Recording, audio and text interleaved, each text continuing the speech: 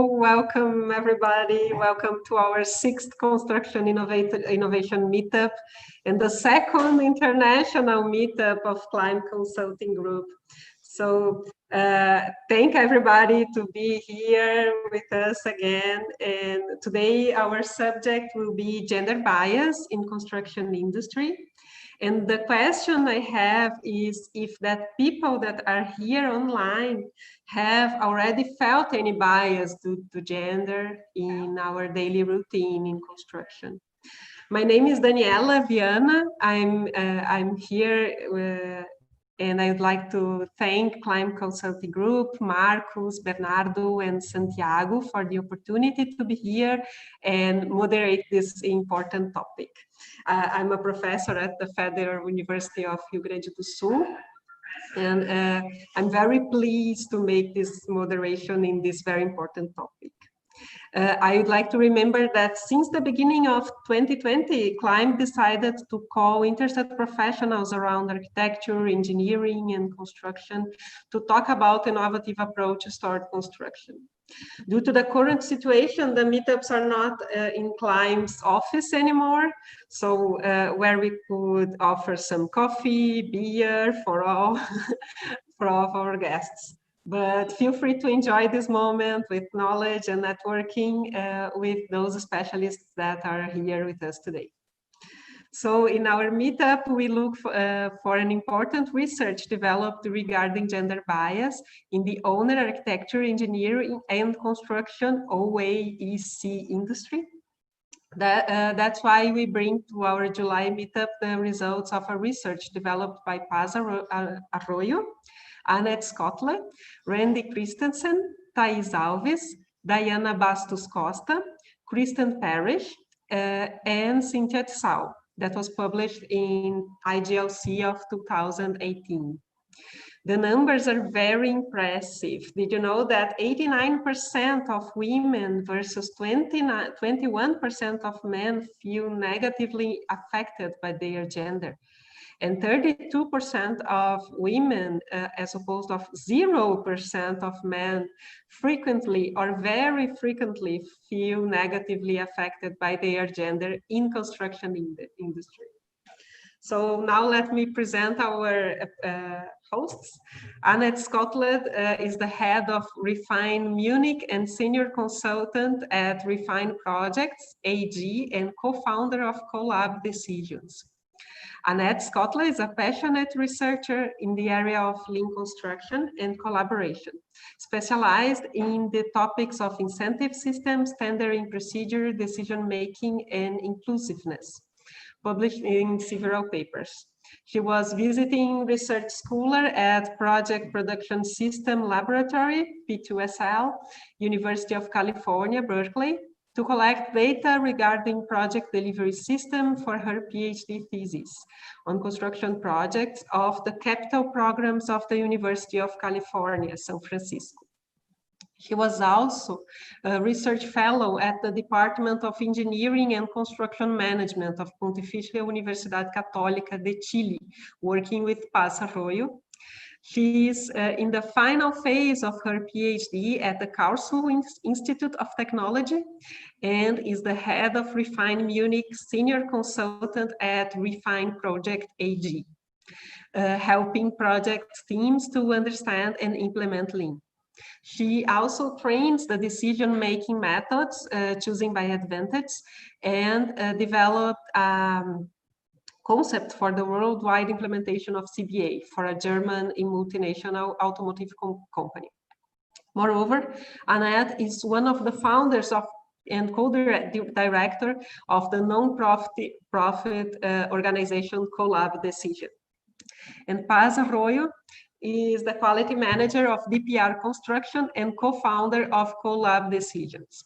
She holds a PhD in Civil and Environmental Engineering from University of California, Berkeley. She has extensive experience in the construction industry internationally with a strong background in lean management, especially around decision-making and design. She has previously worked as a lean consultant for several owners, general contractors and architects for healthcare, pharmaceutical, commercial, semiconductor, and heavy civil construction projects in the US, Canada, UK, and Chile. Paz is also co-founder of Collab Decisions, a platform to share knowledge on how to make collaborative decisions.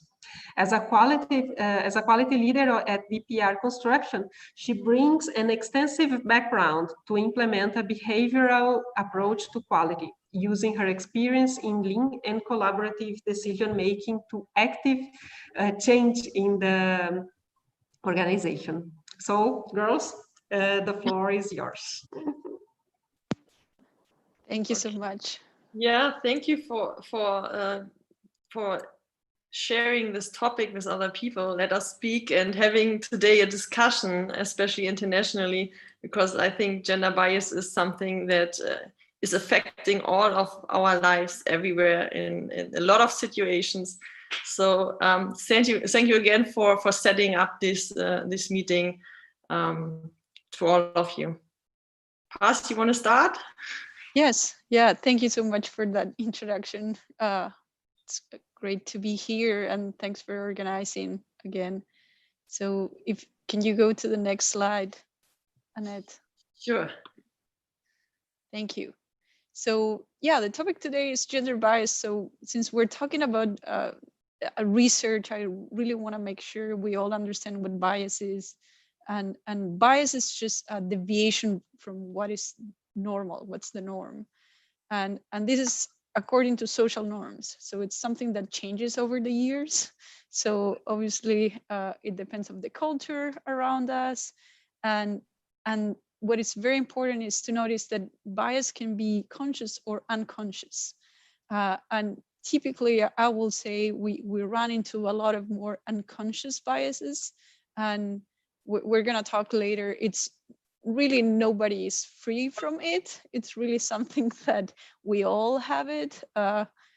So it's nothing to be ashamed of, or, it's just more trying to be conscious about how we think and what norms we are expecting from people. And the term gender bias particularly, it's about having a prejudice or a way of expecting how people will behave depending on their gender. So sometimes that's that help us, and sometimes that doesn't help us because we feel like we are judged by a different standard depending on which gender you are. So that's the topic of today, and we want to talk particularly how people feel this affects them in the construction industry. And also want to go over and have a conversation about what we can do about it, right? I think, Dani, you already share. It's not surprise. I don't think anybody will be surprised by the result, but we're going to share them anyways. Can you go to the next one? Yeah. So yeah, Dani, you already said, but just want to make sure everybody, we're acknowledging this is not something just Annette and I did. This is it was a big team collaboration. And Annette, Randi Christensen, Thais, and Dayana Bastos Costa, Kristen, Parrish, and Cynthia, Tsao were part of the team. And we look at different things at hello. We look at different things in terms of gender bias. We wanted to look at the career development in construction and the work engagement. And we look at, we did a survey and we had 152 respondents from 22 countries.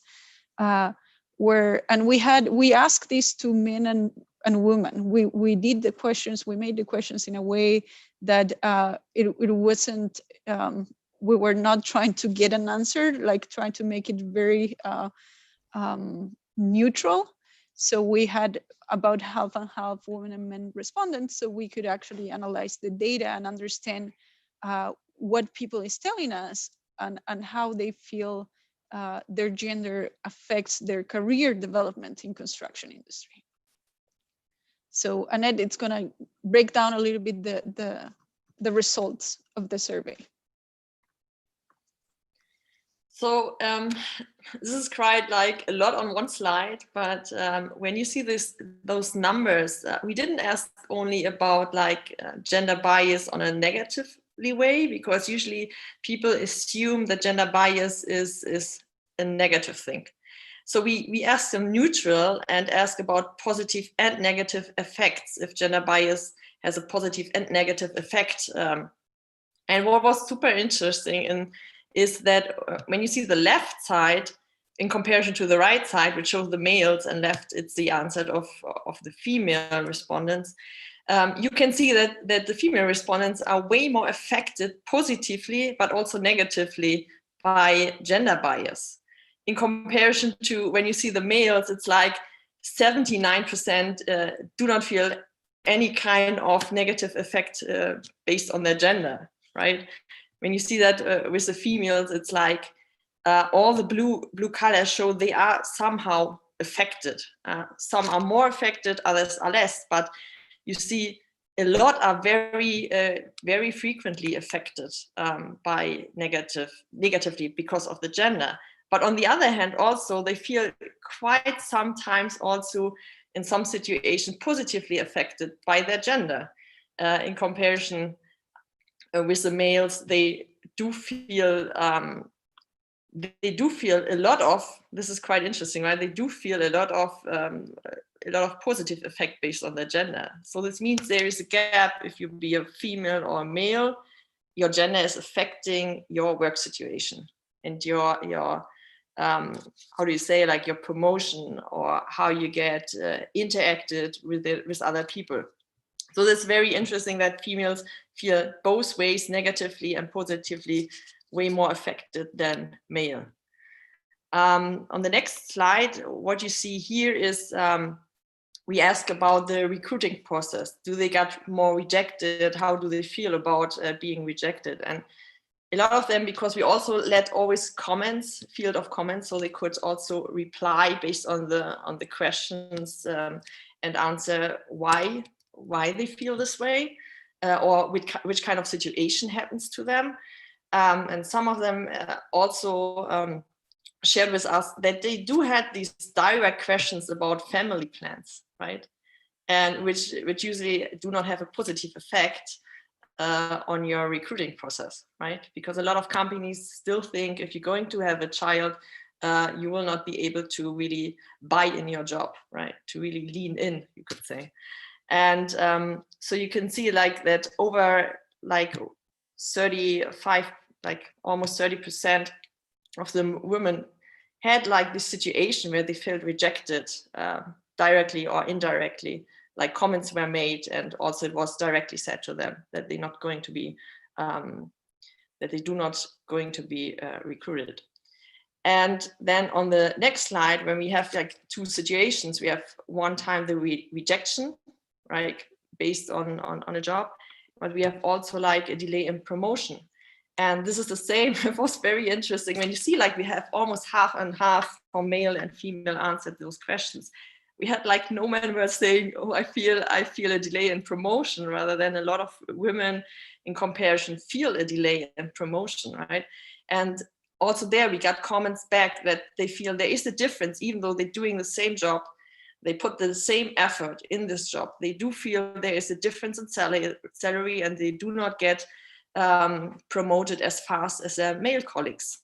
And even though what was also very hard saying, or it's important to know, is that some women also felt that less qualified male colleagues were promoted before them. But you know, you have to take in conscious that this is really, we do not have a 100% proof of that, right? This is just what they responded to us. So this is somehow, it gives you an indication about what's going on, but it's not statistically 100% proof, just to be sure on this side. But you know, like to have those kind of numbers, it helps you to have a better look and create awareness about your own environment and talk about it in your own company. So this is very important. Paz, you want to go ahead? Sure. So this is a very, very important one about ideas not taken seriously. So this is where we saw the biggest difference between men and women in construction. And this is more than half, 60-something% of women feel that their ideas are not listened, are ignored, spoken over, or interrupted, or sometimes you say something and then a man repeats the same idea later and gets all the support and credit for whatever you just said, but nobody seemed to hear you.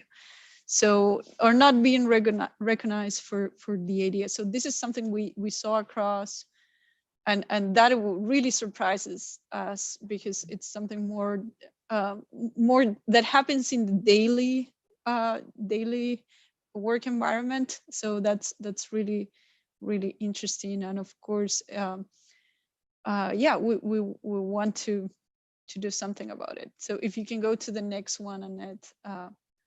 Yeah, just let me add something, because Yes, when you sure. make the connection to the previous slides about recruitment and also about delay in promotion, I mean, if you do not get recognized for your ideas, right, you will not get to the next station of your career, right? They do not promote you because they also do not know what you're really doing, actually. So this is like, we have to consider this too.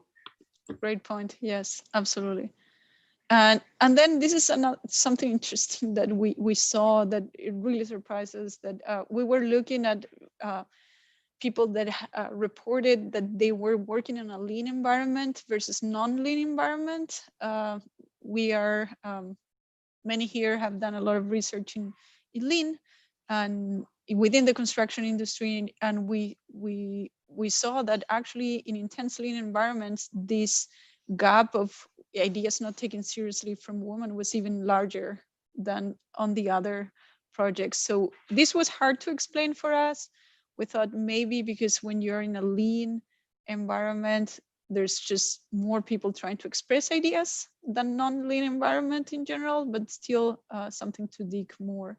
But still the gap is huge in both. I mean, whether or not you implement lean, the point is that the ideas coming from women are not taken in the same way that, or are not perceived by women to be taken in the same way that how men perceive their ideas and are taken. Yes. And also, like, when you think about lean, and we talk a lot about respect for people in lean, it's also a question, are we really, you thinking more seriously about, am I really respected in the environment if you talk about lean and respect for people, which includes every kind of people?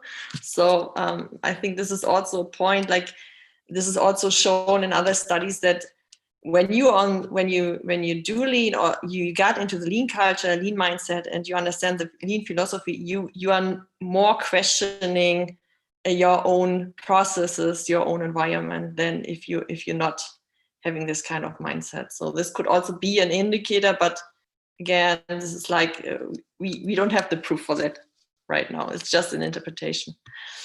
All right. So why this matters? Okay, what if women feel, not that listened to, or they feel like their career has not moved as they want? Why does it matter for business perspective? And there's a lot of good research that shows that diverse teams increase innovation by 20%. This is a study. Can you remind me the source here, Annett? This is from this is the author book, but she is from a consultant company, but I cannot remember the consultant company either right now. But it's a big consulting company. But she was the author, and she works as a consultant in this company. Okay. Yeah, this is another study done by McKinsey where they look at 366 public companies worldwide, and they look for ethnically diverse companies and how they outperform the industry norms by 35%. So the more diverse you have more innovation. You can have actually better returns on investment for having a diverse, not just gender, but also ethnically diverse team. And then there's another study that shows, this is done for other, another study that shows that companies that are actually had higher representation of women in senior management roles are 34% more profitable. So there's a strong business case for gender equity and diversity in general, not just gender, but also racially diverse, and the diversity of backgrounds will bring better ideas. So if you think, if a big percentage of your company don't think their ideas matter, what you're doing, it's really missing these opportunities to make it better, you know. So you want to feel everybody in your company to that they can express their ideas, they can create change, and therefore the company is going to make better, or the project. In construction, a lot of projects, right? Can you go to the next one? Yeah, this is a personal story. Outside research, this is not really statistically proven, but I thought it was important to share some personal stories in the construction industry. This was, so one story, it's about restrooms in construction.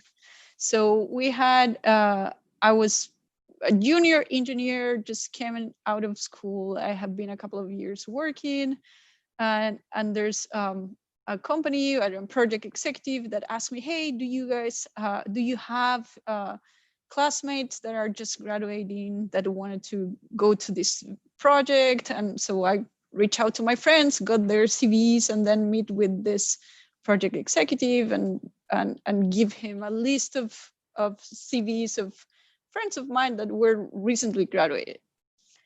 And then he looks at the CVs and then returns the woman ones. Said, no, we're not hiring women in this one. It's like, what? Why? Oh yeah, we're not paying an extra bathroom for this project, so we don't want to have it. So that's a very quick real story that happened to me. And you can see, yeah, I mean, even though we don't have statistically proof that this happens all the time, I have personally seen it and live it. I was the lucky one that was already hired and already had a job, and it didn't happen to me, but I have seen it to other people. The other thing that's been very interesting, so we come from academia, I have a PhD. I've been spending a lot of years on understanding how to make collaborative decisions and implementing choosing by advantages specifically in different projects. And while I was working as a consultant, it was really interesting to see that no matter how much you know, if you have a male next to you presenting in an engagement, they will, even if it was the topic, I mean, I don't know everything, but this topic I really know, you know, and this is my thing. I know very well what I'm saying. And then when you're presenting with all the information and giving the examples, and then the questions are directed to whoever is next to you, just because it's a male, it was so weird to me. It took me a while to understand what was going on and how, so I had a conversation with my colleague that was a man, and when I told him, he said, "Oh yeah, now I thanks for telling me. I just wasn't noticing that people was talking to me and not to you."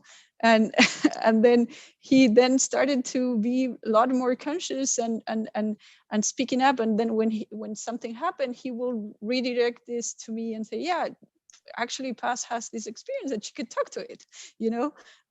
So having his support was really, really important. And then like also having his other colleagues' support to present in conferences and being able to speak up and tell your own stories and not assuming seniority just because of gender. it is really, I mean, I feel like I had the opportunity to change that trend, but you first have to notice and talk about it. And then I was lucky to have support afterwards. So it's very important to have support for your male colleagues too. Okay, those are my quick stories. Annette, you wanna tell some of yours? So I have a bunch of pictures in here with a lot of funny sticky notes. So this is how my consultant life looks quite often, because when you're coming into projects, what I'm doing is they hear about Lean, they want to do Lean, but we use the Last Planner system to implement Lean and help them to understand which kind of culture they need, where they have issues and problems, and that they need to collaborate.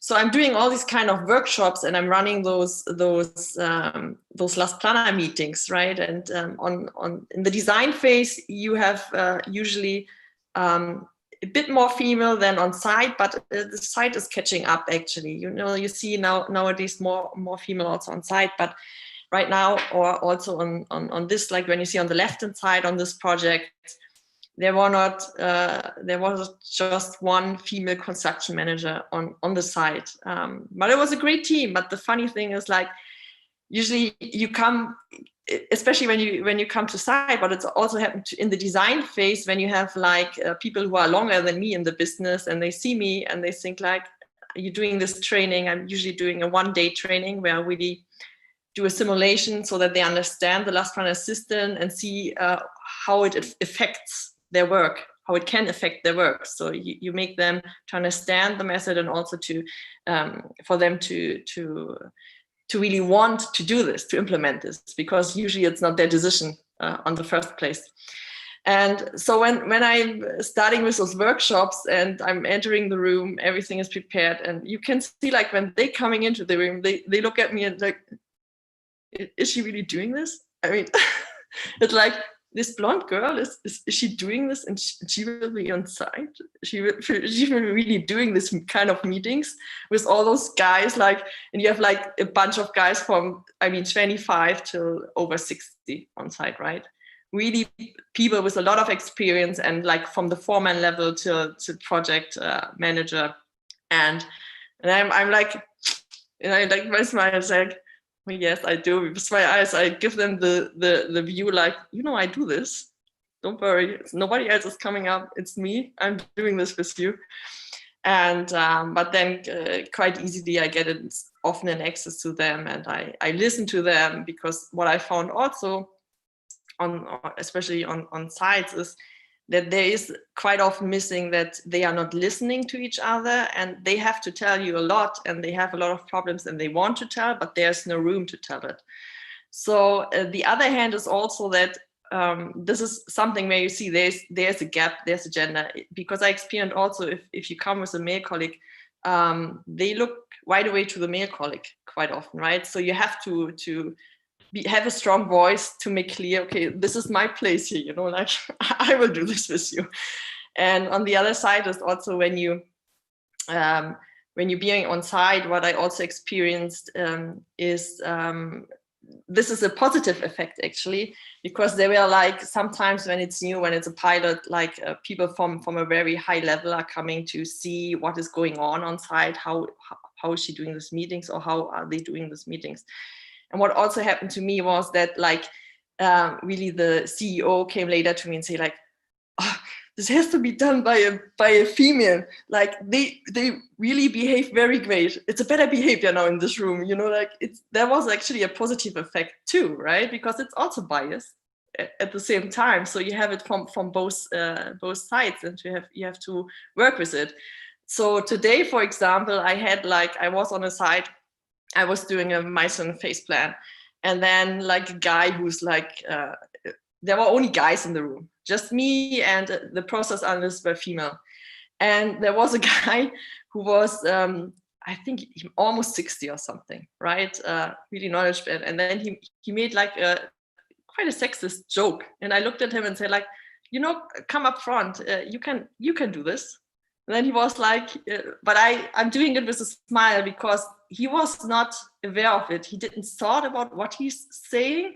And then he came later to me and said, like, you know, sorry for doing this, but it was also great that you were not really hard on this, you know, that I give him the feeling, you know, it was not okay what you said, but I didn't done it in a really aggressive way. I made it on a nicely way. And I think they then start more easily thinking about what they're saying, as when you're just going in very aggressively, because then they shut down usually, you know. And he was, you could see that he was sorry, and he said to me sorry, and so it's fine, you know. Next time he will more thinking about it. So those kind of stories, just on the side from my side. And so when we talk about what we can do, underestimation, that is a great word for me. That's what happened quite often to me, you know, when they see me. Well, anyways, so what we can do is what I started to do. I try to make them aware of this, because you only can change this if you make people aware that there is the gap, and that it was not correct, or that they didn't appreciate your idea. They were just using your idea, and you didn't get any response or any benefit out of it. So that's why what I'm doing quite often is also in my company, because we are this is like one picture of our company when we do our Friday meetings. And what I started to doing, because the company is 5 years old and I started 4 years ago. So we were like 4 or 5 people at that time, right? And we are growing. We are now over 20. And so what we started, we really try to have this lean environment, lean mindset. So we really talk about, we have an open communication. We talk about failure and problems, also in the projects, to, okay, how can we make it better next time? You know, like we see it as in the lean way, if you do a failure, what can we learn out of it, and how can we make it better next time? And also to share it with across the projects. And what also happens sometimes, of course, there's sometimes a bias, but if I did it right away, if I have the feeling somebody took my ideas and I didn't get any positive feedback on it, or nobody recognized that it was my idea, I just go over to the other person and say, you know, like, it was actually my idea. And usually it's like, oh, it's quite often that it happens that it's like, I didn't thought about it, you know, I wasn't aware of this. And so I will do it better next time. So this is like, I'm always going there and say, okay, you know, there was like somehow a bit like a bias. And also what I did, and I really laughed, I really liked the story I did, because we had the paper at IGLC in India. What I did was, in my company, I did a small study action group about gender bias. So I showed them the numbers, and I showed them also 2 TED Talks, and we had a discussion, and it was great. And especially, like, there's one male colleague, now he's like, he totally like, he wasn't also not aware about it, and now he's always seeing it. And he said, like, you know, like, Annett, last time I was buying a car with my mom, and she was the one who wants to buy the car, and the retailer always looked at me. And I said, like, you know, like, I'm not going to buy the car. Please talk to my mom, you know, like, and this is a great story. So he's way more aware. And sometimes he tells me what happened on a bias-based, what he experienced. And then he has a laugh, and he said, like, you know, you see that he's really prepared, and he's like taking more action in this direction, because now he knows.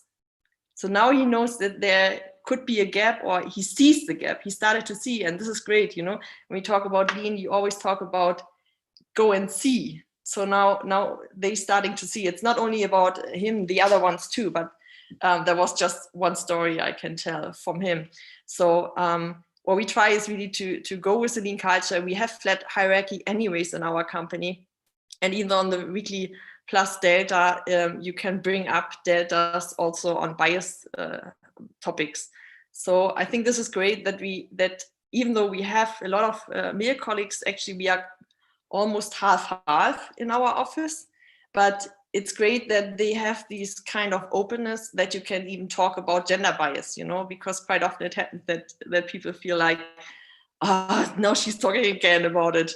I don't want to listen to this anymore. This is bullshit, you know, but because it's not, you don't make it in a bad way. You say like, you know, I just want to make you aware of it. Can you think about it? Then they reflect it more easily. I think this is quite helpful if you're not going to confront it too aggressively, because then people usually feel not in a space that they can share their thoughts.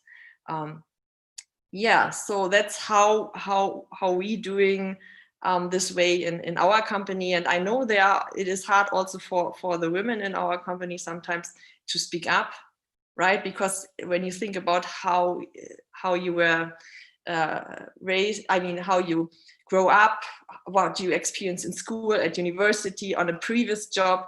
So this is all a package you take over here, you know, and it's also hard for us to learn to speak up sometimes. Okay. Great, thank you, Annett. Yeah, I want to talk a little bit about what DPR is doing.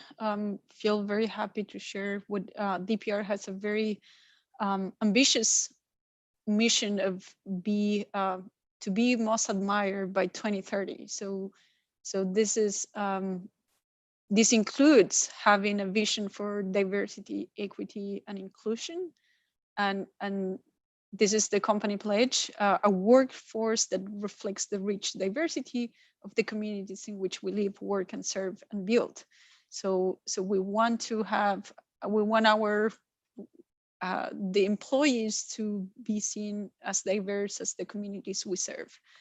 And the idea is to create a workplace where everyone is encouraged and empowered to bring their best authentic selves and thrive. So this is the company mission, and it's very, very important. The other point, it's like, we're not looking to be the most admired construction company. We're looking to be the most admired company, period.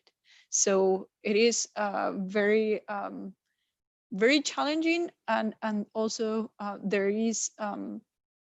there's been a lot of, I don't know if you guys have seen the news, but in the US, there's the topic of Black Lives Matters, and all those things are happening very, very strongly in the US right now. And one of the DPR put a public statement about it. We have been talking in the company, having conversations around this at an employee base, at our company meetings. And there's also actions to hire entry level. So we hire from college and university. There's our recruiting process. We're trying to we are getting into the system historically Black colleges and universities, and also Hispanic serving institutions, as well as collaborating more with organizations that have women engineers and Hispanic women engineers, and also so there is a big push for hiring more diverse workforce. We are already, I feel like, I mean, there's a lot of people from diverse cultures, and also DPR is an international company, so it's moving from different, it is all over the US and also in Europe. So that's great that we're putting a big effort in hiring more diverse people. And then the other important thing that DPR is doing is training in biases. And it's not just gender bias, it's really more general. There is this training that the leadership has to go through. So if you're in charge of people, you have to go through this training, and it has different levels, and it really tells you you do it without noticing that you look to work with people that has similar stories to you, similar backgrounds to you. You look for people that you can relate to. So that's what we're doing. And this is the, thank you, Annett. This is the big picture questions that the company is going through to understand what we need to do in terms of talent acquisition, talent development, which is like how you get promotion and how you get your career, and also in terms of policies, benefits, and compensations. How can we do this to make it gender neutral and progressive?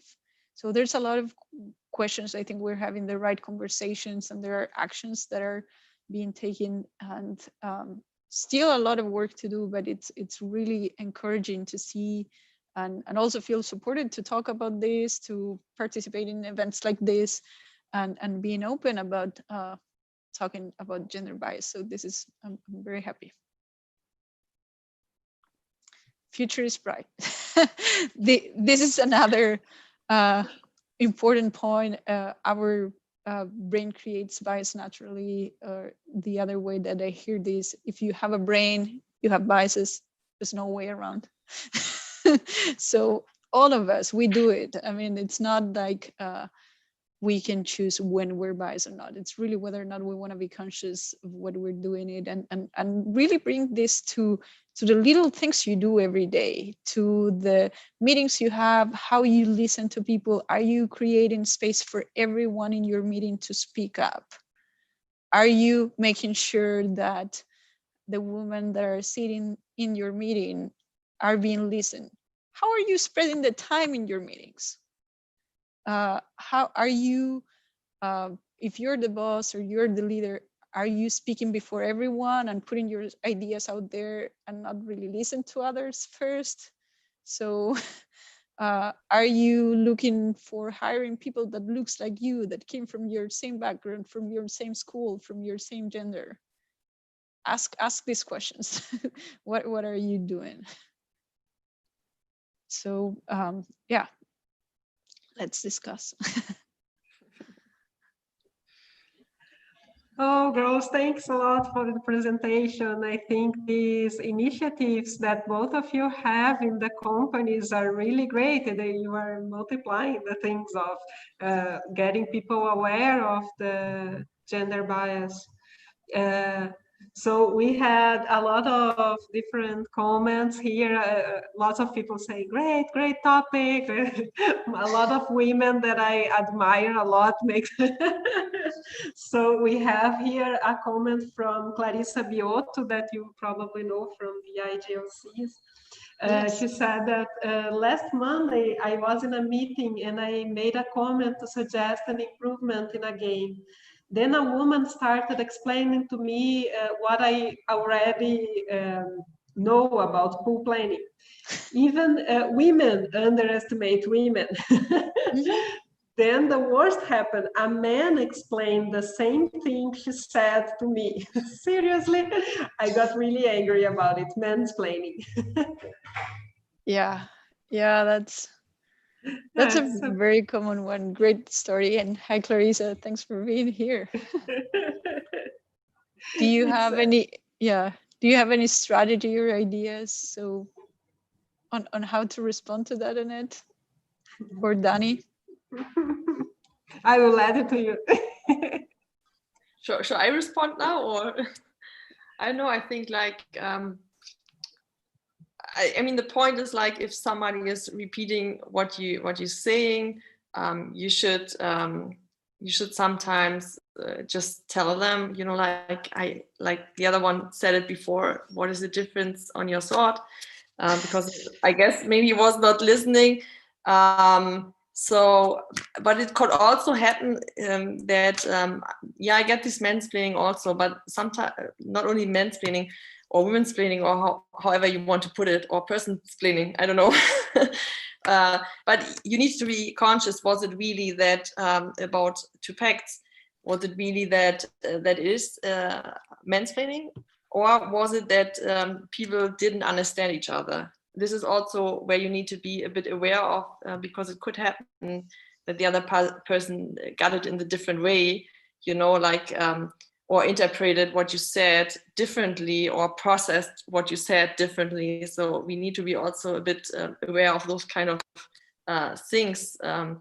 But if they repeat exactly the same, that's, I mean, it's a bummer, you know, like, it's just that they didn't recognize or they are ignoring. I don't know. I would just speak up.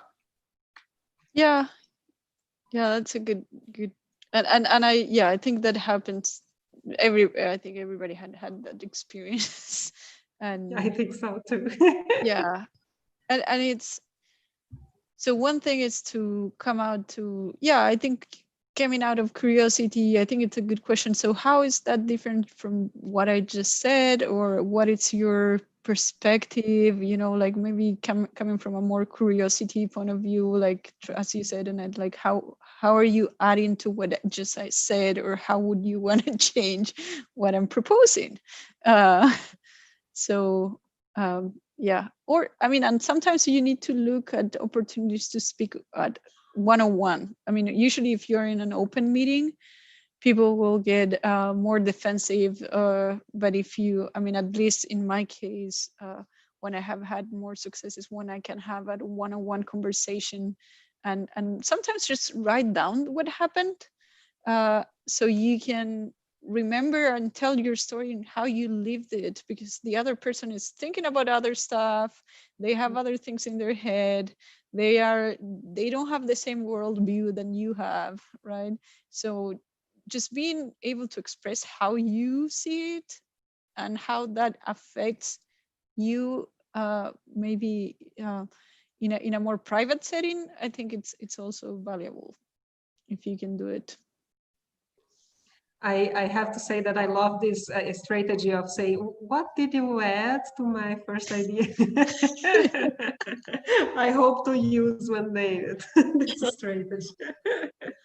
I was wondering when you were presenting about this issue of respecting people, that we have a very important principle in the Lean philosophy, and you explained that a lot in the paper also. So I was wondering if we still need like a more deeper understanding of what is respecting people, what is really making this collaboration happening, and what are like the evidences that this is really happening in the real world. I think you talked a little bit about that in these initiatives that you have, but I'd like to emphasize. Who wants to go first? Okay. So I think if I go first, because I cannot say like you can add with the DPR way, because I think it's quite good. It's quite interesting what you're doing there with this initiative. So with the respect for people, I think it's very hard, you know, like, because it's not only that we are biased by gender, we are biased by so many things, and even I'm biased. I mean, I will be also biased if I'm entering a group, because how your brain is working is that you're putting people in a box, because it makes it way easier to process and be quicker with your decision and be quicker on how to decide and make an action or process the things around you. So this is also creating a bias, because you're putting people in a box, and even though I'm doing it, you know, like, but that's what Paz said before is, but the most important thing is that we reflecting those kinds of things, and that we know that we're doing this stuff, you know, and then you can say, oh, did I really done this right now? Mm-hmm. That's, you know, like, and then next time I should do it better. And when you're coming to the situation again, usually you think back on the other situation, and hopefully you learn out of it and do it better. But the point is to get, I mean, the most important thing is to get to the point, to be able to see it and to reflect on it. And so with the respect for people, I think it's super hard, because sometimes you're frustrated, sometimes you're not in a good mood. And I mean, I think it happens to everyone that on one point in one situation, we didn't respect each other. I mean, so this is it's very hard, but you know, like it's in Lean, you always talk about like, this is our main target. This is what we want to go through, but there's always a way to improve. And I think, especially in this kind of way, it's always a way to improve. On the other hand, what I agree, like when we talk about respect for people, also on the academia way, in Lean, we never defined it very well. So there is, of course, also a gap about understanding what do we really understand under respect for people. I agree with that. So it could be another research question. Pauline. Yeah, great points. And you made me think about other things. So in regards with respect for people, DPR has a strong culture and on that, and I think it has nothing to do with me. I mean, and also this gender diversity and inclusion, it's a own department that the company has from I think almost a year ago. So there's a senior leader there pushing this and working very closely with learning and development, because this is something that it has to do with creating those skills. So in the academia also there's a big opportunity for us as so if you work at a university, if you're a professor, if you're a consultant, if you're a leader in your company and you talk to a group of people, think about what can you do to actually help both male and women to follow this respect for people ideals. And I think the best you can do is lead by example. So give the opportunity to others to speak up, point out, hey, we haven't heard from this person. Can we all listen? I'm sure that she has good ideas or he has good ideas. Why don't we hear what do you think? Or if sometimes people have experiences that they don't want to share or they don't feel safe to share. So, I mean, open the space for others to speak up. And as a woman in construction, and I mean, I think we're all lucky we have made it to a position where you can affect others. It's use your platform wherever you are to make a change and to the way at least I think about it, it's like sometimes I have to speak up and sometimes I go to a training and I hear like a example that I feel it's not fair. It's caricature, like making a bias or a way that it portrays woman in a role that it's not powerful or biased. So what I've been doing is just letting people know, hey, when you use this example, you actually can use the same point across without trying to make it funny by using, a woman do this or men do that. I don't think we need that sort of jokes or, examples in the workplace or in education. It really freaks me out. And I been finding the courage to speak up because I feel like if I don't do it, then this person is going to keep repeating the same thing to others. And then if you're in a position of power, especially if you're a woman in construction, you are one of the few. I mean, so you have the responsibility to work for you and for all the other women that are coming after you. So you're open the door for much more. So I think we have, it's gonna be maybe harder, but you're also gonna feel happier, I hope. Great. We have two more questions. Actually, from Luciana Miron is more a comment about this discussion. So she said that there is a deep cultural, philosophical, and epistemological issues that are involved with the issue of gender. So the subject is much more bigger. And I will also read the question about from Marcus Feierman, because it was actually what we were just talking past. He said, great presentation. In your view, how could this current scenario be reduced? do you understand that the good practices of some companies should be applied in universities and institutions? Oh yeah. I mean, I mean, I don't know how was your experience, Annett and Dani. I'm curious about in Brazil, but I went to school in Chile and also in the US. And well, in Chile, I think I had a lot more jokes about women. You know, I remember a class I had for road design, you know, and the professor was always pointing out at how women drive terribly or things like that, you know. And it's like, and of course there was like maybe 10%, 5% of women in the class. So it was funny for most of the class, but it was infuriating for me and the other few women that were in the class. And it was like really, I mean, why you need to do that? You know, why it's distracting, it's not getting to the point, it's really divisive. So definitely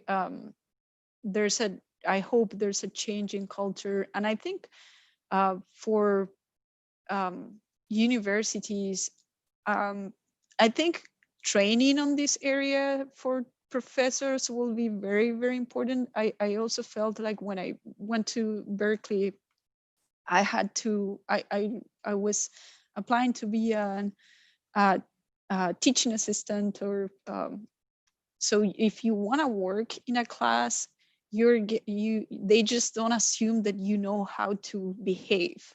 They put you in a class so you know how to manage challenging conversations about gender bias, about race, about all these things. And I had to go through a 2-day training. I had to record a class. They gave me feedback, and then you're allowed to be in front of the class and talk to people, you know. And they have a lot of rules about what to do if somebody makes a joke, because even if it depends if you are in front of the class and you laugh or don't say anything. I mean, if it's not you who's making the joke, but you are in charge and you don't speak up, you're validating it, and you're making that possible. So you have to speak up. It's your responsibility as a leader, and explain that that's not okay. That's not the environment you want to have in the class. So at least I feel like yeah, there's a big gap, and training can make a big difference. Yeah. What should I say? I mean, it's interesting because I never heard about rules in our country about how to behave if you hold a lecture or something like that. You never got trained. You just got, because I worked at the university for 5 years in Karlsruhe. You just have to get up front. But it was funny, like when I started as a research associate, so I was responsible for all the students who went to the master. It was interesting because I was the first female on this position.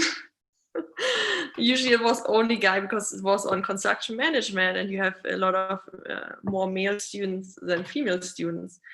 And that was the first thing. I was the first female getting into this position, but I never experienced the issue because I'm more, I think it also depends on which kind of person are you? Are you a person who's be more introvert or extrovert? Are you going to speak up? Are you able to say something, or do you feel uncomfortable to say something? This has a lot to do also how people sometimes react on you. And so there I didn't have any issue with that, but I think it would be great to have, I mean, we do not have those kind of training, and I could make a big box. Like for my country, I can open a really big box, because as I was growing up in East Germany, right? I'm born in East Germany, and we were divided. We had two totally different system of women, how they were trained and how they lived, right? And you can still see, even it's over 30 years ago, like when we merged, you can still see that because how people were born and raised, you can still see that there is somehow a kind of gap. It's closing nowadays, but there is still a gap about like how women, like what they learn from their mothers, because in the Western part, they were usually housewives staying at home. In the Eastern part, they were always like more independent and worked. So there is a clash, and even though in our society, there is still a clash, because your moms, how your moms were raised, they raised you. So it has a huge impact. And it has also an impact on how men seeing the environment, right? Because how they get raised, were their mom always at home, or did they were the mom working? And so, I mean, this is a huge box I could open, but I mean, it goes far too way. But when we come back to the industry, to the construction industry, I think it would be, yeah, I think it's sometimes I have the feeling it's not there yet, that people are really thinking about what does gender bias really mean. What I sometimes feel is more that people feel attacked when you come up with this topic, and they feel attacked about that they lose something. They don't see it as that they win something, right? Because what Paz showed, the numbers before about like, if you have a diverse team, you are more creating more innovations, you get better solutions for problems. But sometimes it's more the other way around, that people feel like they are going to lose something. And because the topic is often seen too negative, you know, like it's not about like, what can we win? It's more about like, now I have to share, so I'm going to lose. Because, and she got the promotion, because it's sometimes the fun, they're making jokes about like, she got the promotion because of a rule, because of a gender now, because I mean, they're trying to set up rules about like percentages on the very big companies. It never worked out in Germany. There's when you see like the big DAX companies, they don't have a lot of women in the boards or something like this. But this discussion is still going on, and this discussion affecting also our construction industry and the view of the people in the construction industry, that they could lose something instead of thinking, oh, I could win something. You know, like we can have a better conversation because there's a different view and there's a different perspective. If you always have same people around, how are you going to improve? It's not possible. So I think it's still a long way to. It's getting better. And me as a trainer, I can impact those kind of things. You know, I know that I can impact this, and I can give them a different view. And a lot of projects where I started, they have a different. I mean, they were like underestimating me and was thinking about like, can she really do it? And now we are like friends, something like this. You know, and this is great. You know, like if you create those kind of things and they start thinking differently about it. So. Especially if you train people, you have an impact. And especially I think about a trainer in this industry, you should take this responsibility to help them to see. Yeah. Yeah, that's great. I think this thing of being sweet, or this assumption that women have to be sweet, and these jokes about gender is something really hard to change. I think in the university, I felt that this was really an issue, like for professors changing that. In last year, we have in our university a very huge issue because a professor made a joke of gay, of something, because someone who uses something was gay, and you know, a very bad joke. And the students organized themselves to say that no, you cannot make this kind of, you are not respecting us, you know, you. So, and it's very hard in the university that something really happens to a professor. So in that case, the professor he couldn't make the classes for that subject anymore, for that discipline at least. He is still a professor, but you know, he was penalized in some way. And I think this is something that is changing over time. This aware of what we should laugh about when we were in front of an audience. We cannot support some of these issues. So here I have another comment from Clarissa. The most disrespectful thing people can do is to make compliments to your beauty instead of your work. Yes, that's true. To your what? Sorry, to your beauty instead beauty of your work. yeah, You are no, so no. beautiful. No, that's that's totally not okay. Don't do that ever. Totally not okay. Not okay, not cool. You're not being nice. No.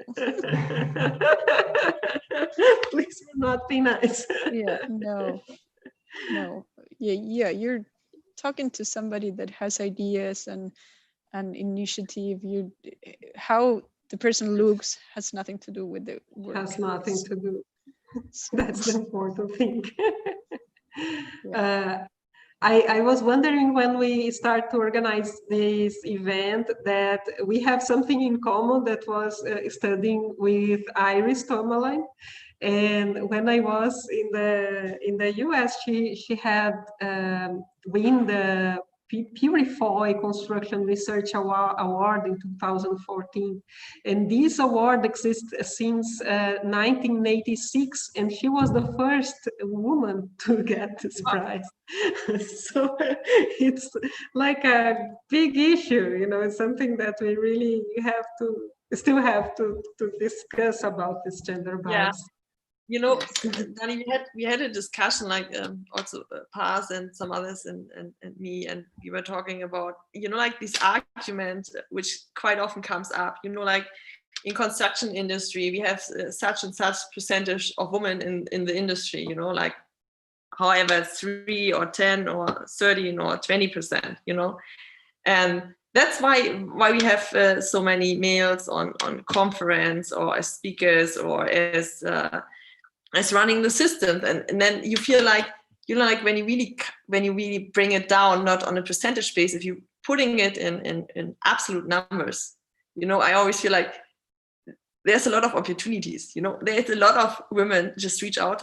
There's enough who can tell you, and if you're just sticking to those numbers, you're not going to change, right? Give them a platform to participate, and this is one thing where we can really help each other. Don't put it on a percentage. That's not how we're going to change. And we know that we need diverse teams in construction industry. We know it would be great if we have more women on site. So just go with the real numbers and not only putting percentage, because sometimes it's easy to give you an argument which is not there. Yeah, definitely. I think we need to give more space and opportunities to women. Historically, it's not been fair. So I think there's need for more support and also speaking up or more. Yeah, give the opportunities to. I think a lot of girls don't get encouraged as early on as boys to get into the construction. So it's not that many of them do not know they can have a good career, and it's just never occurred to them. I honestly, when I was a kid, never thought about buildings, never.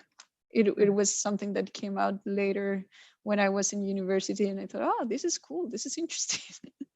There's a lot of problems here that we could solve as engineers, problem solvers. So definitely we need more women, and we need different perspectives to solve those problems. Perfect. I have another comment here from Luisa Cipriano. She's asking is there a female leadership course that you recommend? Thank you very much for the tips, and I really want to learn to be more assertive in this mansplaining situation, for example. I honestly, we're going through these trainings internally at DPR, but externally I think leanin.org have some courses. I know Stanford University have developed some classes on how to speak for women. So I'm blanking on the names right now. Annett, I don't know if you know them. Yeah, Lean In, of course, I guess a lot of women read also the book, which is like where this organization came from. But I honestly, I do not know. I never checked for training. I didn't participate in a training. It was more like my passion about this was more coming out of frustration. My motivation is based on frustration, I would say, for this topic. But anyways, but I agree. But this means, like, if I do not know where to go, if if somebody asks me, this means there is not enough, I guess. Or I'd never heard about it, so they are not really really doing a great not marketing, but you know, like this. Yeah. I would say, like, I guess there's not enough, because otherwise you would know this, because Lean.org, this is quite a big name already, but this is also, I mean, depending on your country, you will have different organizations. So yeah, definitely there's need for more. I think you're right, Annett. So I think we had a very great conversation, and I would like to thank both of you. It was very insightful. I got really of things we can change and like empowered.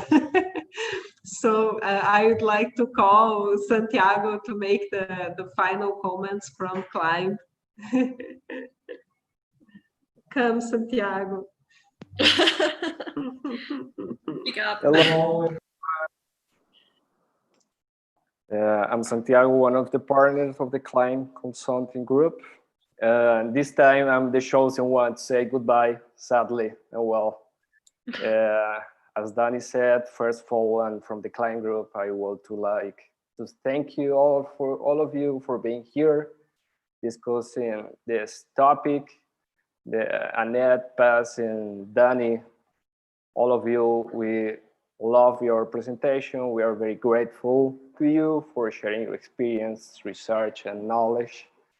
In here, in our daily life, work, and our private life, we're all aware of the existence and impact of this topic of the gender bias. And in this,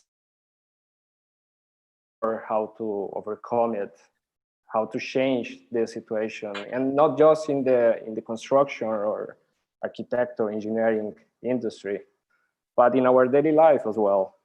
And that topic will be more important every day. And for all the participants, I would like to thank you, everyone. We expect you all have enjoyed our event, and let's say keep on track for the next meetups. Yeah. Awesome. Again, thank you all. Thank you. And see you next. Yeah, thanks for the organization, and thanks, Dani, for moderating. Great moderator. Yeah, it was lovely. Thank you, girls. Love to do it. Hope to see you soon. See you. See you. Bye-bye.